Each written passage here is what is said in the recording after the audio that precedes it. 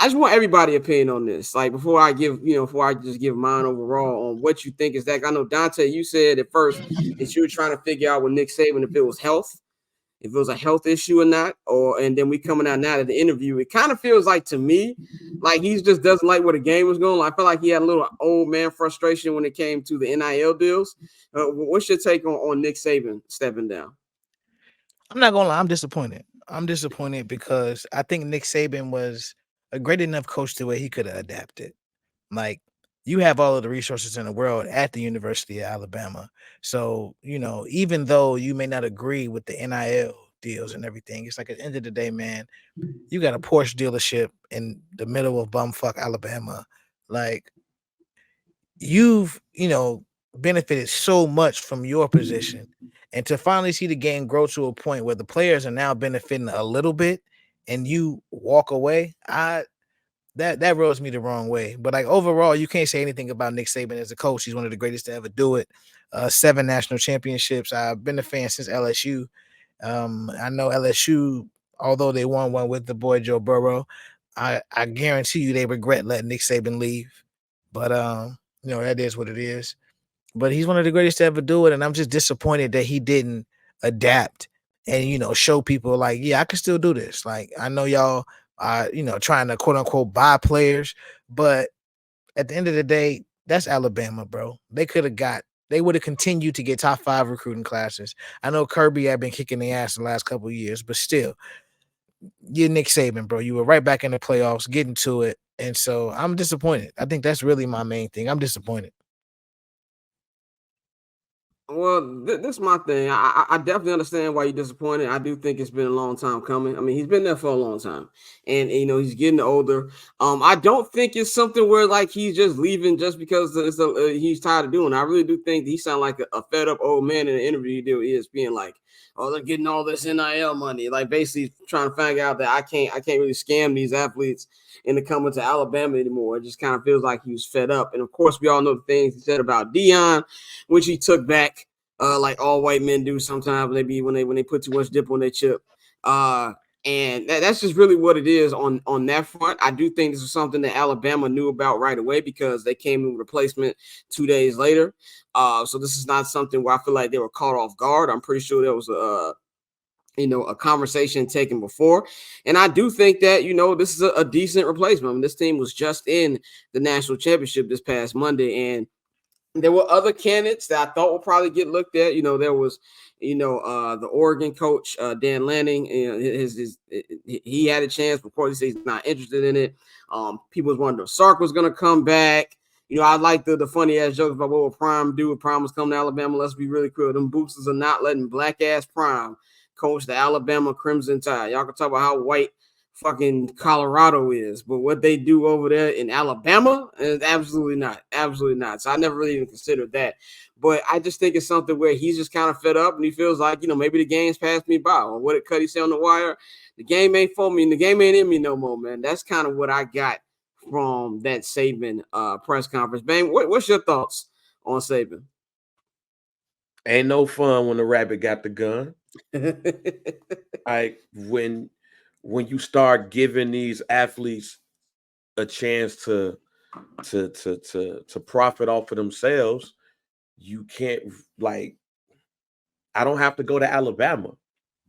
And I think that's what a lot of coaches are starting to see. Like the one thing that these organizations had was their name.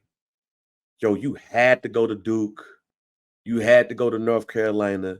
You had to go to these blue blood schools. That's the reason why they're blue blood schools. And now you don't have to do that. All right. So with Saban, it's like, yo, so you mean to tell me I ain't got to go to some small black town to do the electric slide? Like, I ain't got to hold the baby while I'm talking. Like, I ain't got to do all of this. And that's cool. But the reason why he ain't got to do it, because now that player knows that he could go to Washington and he could go profit. I could go to Texas A&M and profit. I could go to TCU. I could go to UCF. And then with with all of these schools, you know, leaving conferences to go to other conferences and everything, you know, it is going to make it eventually harder. And he's starting to see that. He's still getting top flight recruits, but they're not like what he's used to. And I'm not saying that Nick Saban is not a great coach, because he's one of the greatest coaches of all time. But now it's going to be a little bit harder. I'm older, and I don't feel like dealing with this shit, because I don't want to have to go compete with Colorado to go get a player, because it's Colorado. Like, just think about what we're saying right here, fam. It's Alabama. And Yeah. Alabama for years ain't had to compete to go get a lot of people, except for LSU and Texas and stuff like that. Now you're getting the right coach in the play, like Colorado, and you mean to tell me that the top offensive lineman in the country not gonna come here? He gonna go to Colorado? Oh no, I'm out. Yo, hey y'all, we tripping now. So yeah, it ain't no fun with the rabbit got the gun. So I'm out. I mean, yeah, I definitely understand that, man. Let's talk about the other side of this, and that is Mr. Bill Belichick. This is nothing that was a surprise whatsoever. I think we all saw this coming. This is something that all of us discussed on this show months ago. And I think, Bang, you even said it yourself. You thought that he didn't need to go as a coach. He needed to go as a general manager. Come to find out, he's going to be gone for the whole fucking thing. There's been a lot of reports that's been coming out. They said that, Bill Belichick really not Bill Belichick, Robert Kraft really wanted to win that game out there in Germany. Some people don't know that the Patriots have a big presence out there in Germany and really wanted to win that. When they didn't win that game, especially in the way that they lost it with the picks that Zappy threw, he didn't like the way that happened. And then we also hear that there's still some animosity from the way Tom Brady left the organization 5 years ago now. Bill Belichick feeling that he was done. And there was even a quote where Robert Kraft quietly said that he said Tom was done and he went and won the fucking Super Bowl. We all know how Tom Brady feels about this situation. There was quotes saying that Bill doesn't know what he lost, and Tom Brady used that as motivation, won a Super Bowl, and even made a couple playoffs after that. While the New England Patriots, they made a playoff since a lot of people was going for that Mac Jones bullshit his rookie year. I was not one of them. And then they just been god awful since. This year's been terrible, the worst year I've seen from the Patriots in a long time. Even that year that Tom Brady tore his ACL or whatever, they weren't this fucking bad. You know what I'm saying? They were actually, I think, 10-6. Yeah, with Matt Castle. So this is just some stuff we haven't seen. Y'all ain't never seen. Y'all young.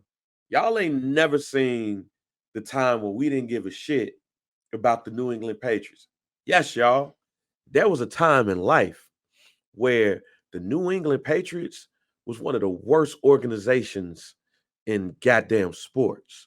What happened was the former owner, before Bob Kraft became the owner, he wanted to move the team.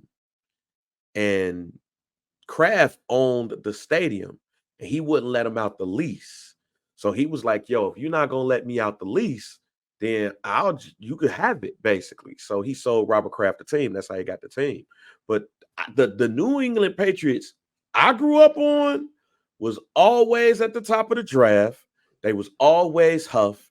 You couldn't name a goddamn player on the team. Can I ask you a question, Bang? What year was this? Because there was also a time where in the 90s they had a lot of wins in the 90s. They had I'm talking about early 90s. You talking about I ain't talking about Parcells. Okay. Because I would tell you this, when Parcells got there, to New England, a lot of people was like, yo, whoa, what's going on here? Why are you going over to that organization? But Robert Kraft, started turning things around and stuff. But the New England Patriots I grew up with, I was shocked that team, that organization, went to the Super Bowl to go play the Bears. That's how terrible they was in my day. Like Scott Zolak and niggas like that was the starting quarterback. Like nobody gave a damn about the New England Patriots. It started with Robert Kraft getting the team, then Bill Parcells, and then Bill Belichick. So yeah, like that organization is like, if you're a wrestling fan, it's like the WWE or WWF. It's like, yo, who built it? Was it Hulk Hogan? Was it Roddy Piper? Was it Vince McMahon? That's how you look at the New England Patriots. that's why you always gonna have that argument. But yeah, I long the days that they were terrible because especially now, it's time. Dante, what you think about this move and just the kind of like the way everything is played out? Like they've been real professional with it, but it does feel like there's a lot of dirt behind this actual move. Yeah, I think it was probably something they wanted to do a while ago, especially, with how messy the whole Brady, Garoppolo, back to Brady thing got. And, um, I think with Bill, he was still trying to break the record. He wanted to go for the all-time wins record. But when you have that much control and now you are losing like this, we knew at the end of the day they would never just be like, okay, we're gonna fire you. Like, it's Bill Belichick. Whenever he decided to walk away, we knew it would be something like this. But I think this is something where they have been I don't want to say animosity, but there have been a build up behind closed doors for a few years where people really, whether it be just players and the reactions you were getting from them.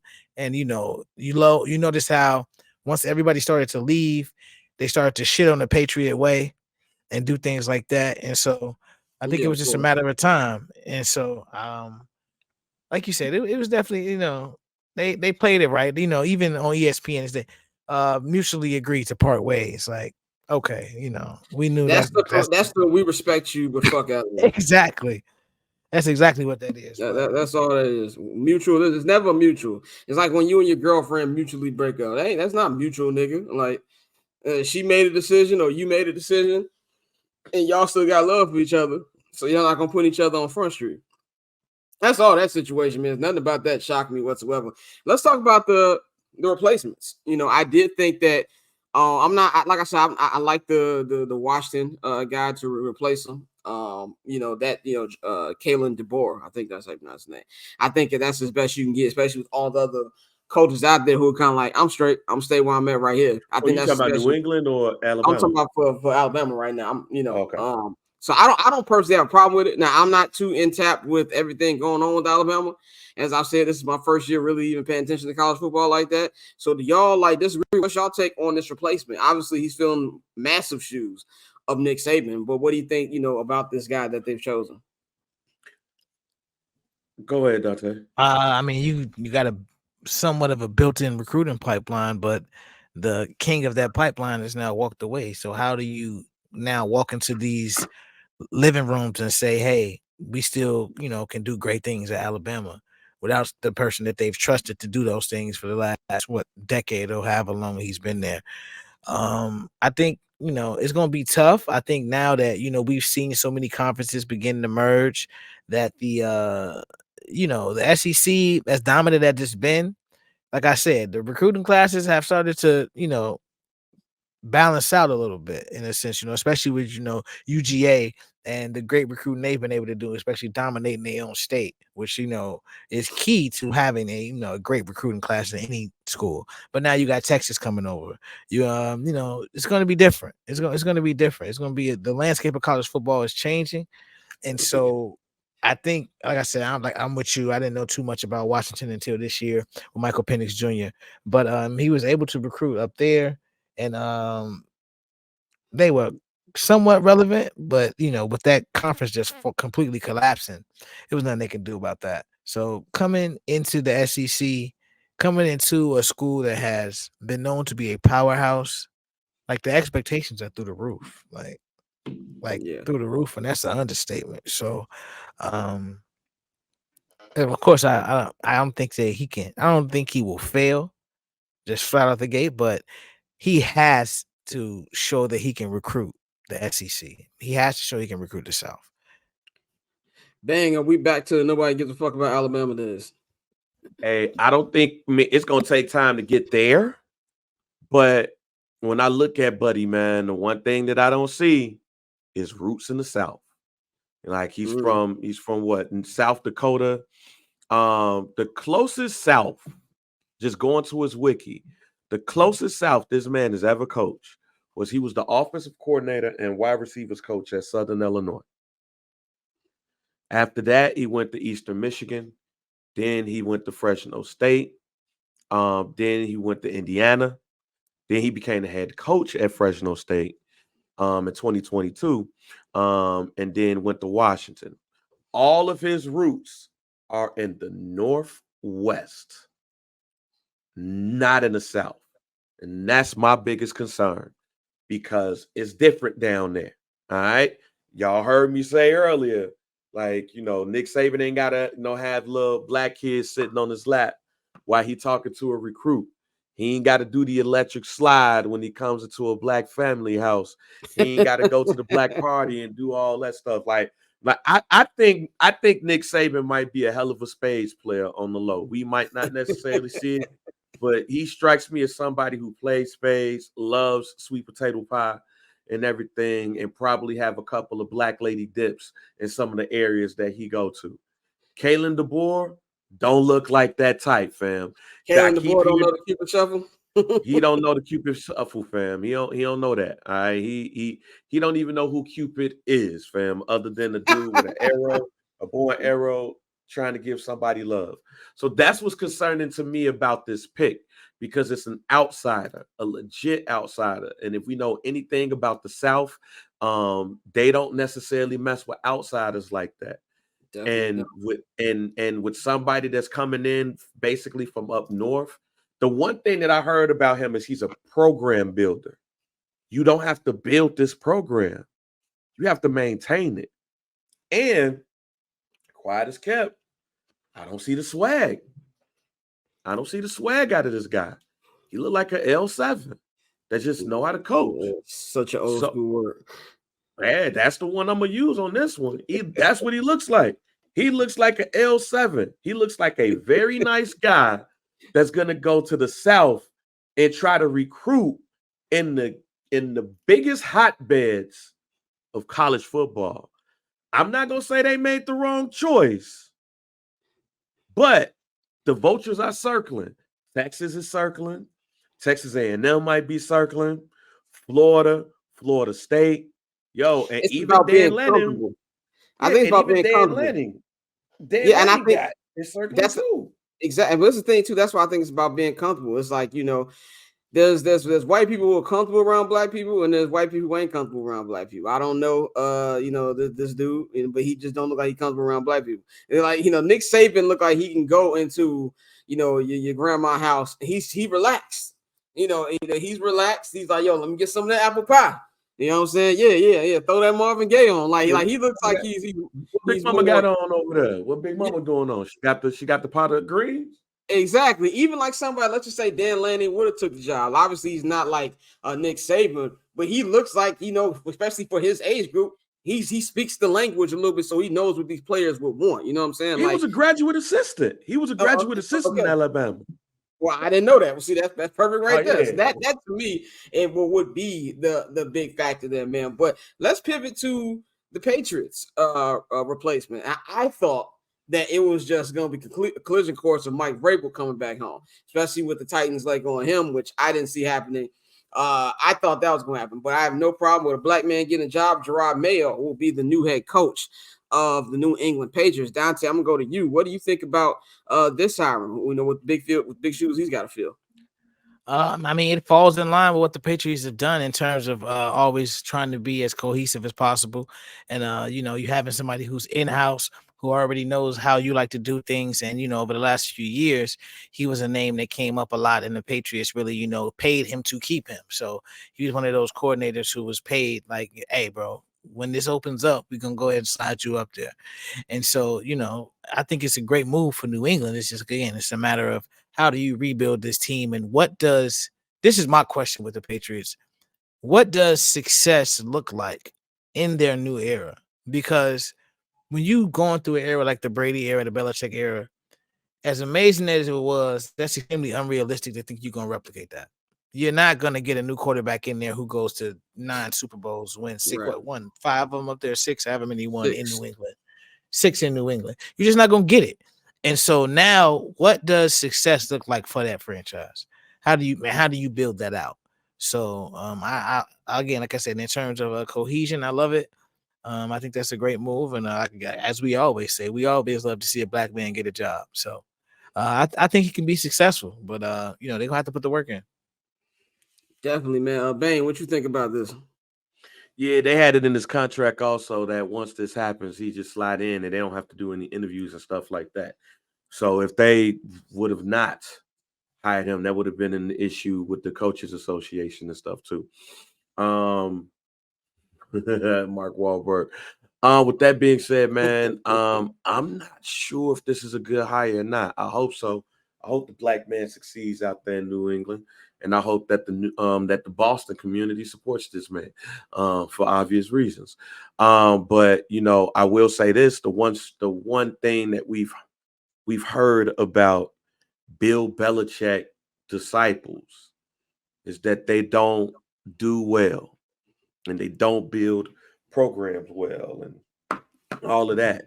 So what happens when that Bill Belichick disciple is in the building?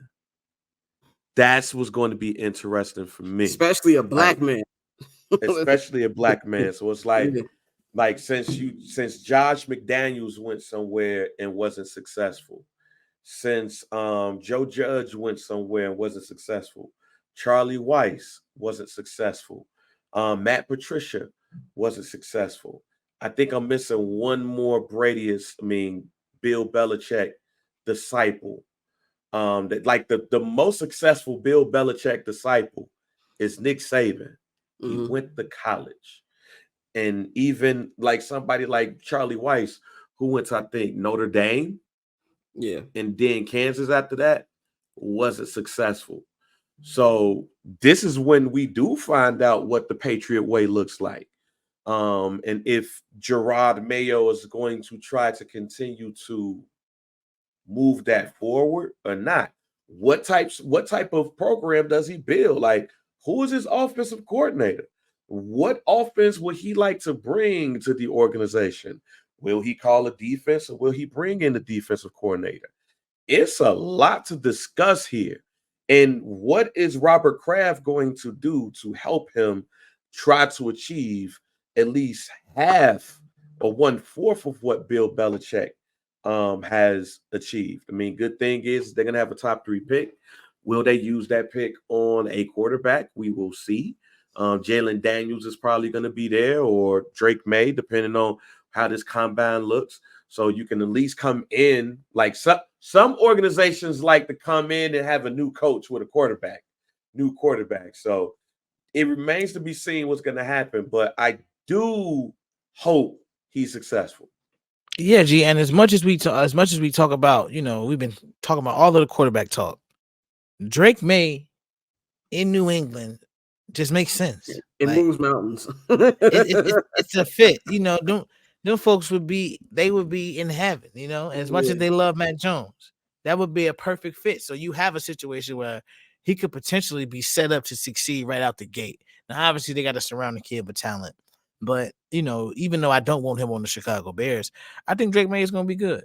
I think he's going to be a solid NFL quarterback, and if you could potentially grab a guy like that to, you know, try to really kickstart this thing, because Mac Jones, who quietly has very similar stats to Trevor Lawrence, has not been, you know, the starting quarterback you thought he was going to be. Yeah, I mean, I look at it like this, man. I think that as long as they go into this with a realistic approach, and what I mean by realistic approach is that Robert Kraft is having a realistic look and know this is not going to be something that's going to get back to championship days right away, which I think he is. I think of all the sports owners in the NFL, he's one of the reasonable ones because of all the success he has. He knows how much it takes to not only win the championship, but sustain that excellence at the same time. So I think as long as you know that they don't have asinine expectations, I think it'll be fine. I think, you know, this is something that they already had in motion, obviously, so they have supreme belief in them. They have a top 3 pick. They'll be able to start over here. Maybe they get a Jaden Daniels, which would be something that would be great. Because I do think he's going to kill it in at the combine. I think there's 2 draft stocks that are going to rise at the combine, and Drake May, and especially the shit we've been hearing about Caleb, which we about to get into in a minute. And also, I think Jaden Daniels will be high on that too, man. But that paper on these player haters, old news, money on the other line, so I'm not gonna hold you. Money on the other line, so I'm not gonna.